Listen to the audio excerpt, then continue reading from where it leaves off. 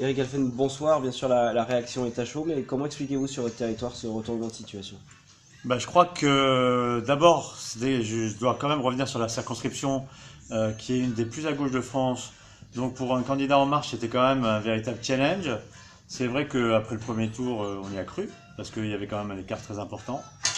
Et puis je pense qu'entre les deux tours, il y a eu à la fois une démobilisation des électeurs d'En Marche, qui ont peut-être cru que c'était gagné et qui ont préféré aller à la plage qu'aller voter.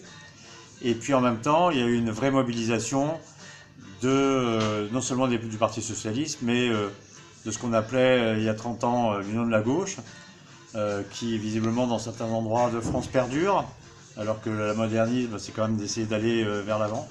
Et c'est vrai qu'en tout cas, cette mobilisation a fait que le score de l'allée a été renversé, en fait. Pour le reste, voilà, je ne sais pas d'où vient cette démobilisation. Je constate qu'elle est quand même nationale, puisque globalement, par rapport à ce que les instituts de sondage donnaient En Marche, on va avoir 100 députés de moins. Donc il s'est passé quelque chose.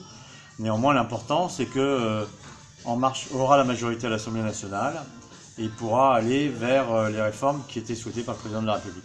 Justement, on va être autour de 360, peut-être 380 députés. Est-ce que c'est suffisant, vous pensez, dans la démocratie actuelle et dans le système français actuel?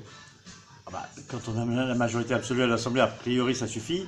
Je voulais juste revenir sur le territoire. C'est vrai qu'on a fait une belle campagne, que les militants d'En Marche se sont vraiment donné corps et âme, et que c'est avant tout pour eux que je regrette d'avoir perdu.